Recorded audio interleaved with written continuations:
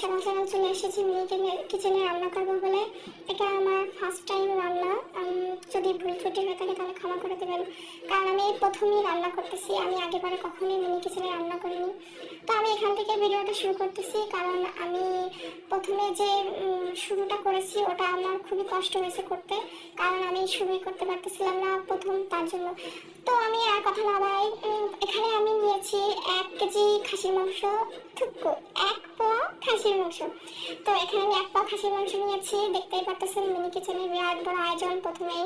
তো খাসির মাংস আমি প্রথমে কষিয়ে নিয়েছি, যেটা ভিডিও আমি আপনাদেরকে দেখাই নাই। তো এখান থেকে শুরু করতেছি। তাই আমি প্রথমে ভিডিওটা করতে এসে খুবই বিপাকে পড়েছি। তো পরে দেখলাম যে আমি এখান থেকে শুরু করি, তাই আমি এখান থেকে শুরু করতেছি। আমি এখানে কষিয়ে নিয়েছি ভালো করে, সেটা আমি দেখাতে পারিনি, তার জন্য দুঃখিত। আমি এখানে জলে পানি দিয়েছি এবং কিছুক্ষণ ঢেকে রেখেছিলাম।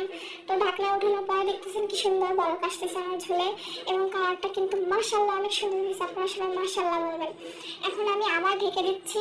তো এই ঢাকনাটা কি করতে থাকতেছি, ঢাকতে থাকতে আপনারা তো জানেন যে এটা খাসির মাংস, এটা রান্না করতে অনেক সময় লাগে। আমার কিন্তু এটা রান্না করতে অনেক সময় লাগছে। আমি আবার ঢেকে দিয়ে আবার এটা উঠিয়ে নিয়েছি। উঠাইয়ে দেখুন আমার ঝোলের কালারটা কত সুন্দর আসছে। তো এখানে আমি কষাতে কষাতে আমি যখন এটা তেল ছেটে যাবে তখন আমি এটা নামিয়ে নেব। তো আমি আরেকটু নাড়তেছি, নাড়তে নাড়তে তো বলক আসতেছে, আমার খুব ভালোই লাগতেছে, আমার কষ্টও লাগতেছে। প্রথমে যে কষ্টটা পেয়েছি গাইস কি বলবো। তো আপনাদের যদি ভালো লাগে তাহলে আমি এরকম ভিডিও আরও দেব। আপনারা আমার লাইক কমেন্ট করে আমার পাশে থাকবেন, আমার ভিডিওতে সাপোর্ট করবেন। আমি সামনে আরও বাড়াবো, তাহলে আইটেম, তারপরে আমি আরও সুন্দর করে সেট আপ করবো। তো বলতে বলতে আমার রান্না শেষ, দেখুন আমি নামিয়ে নিয়েছি।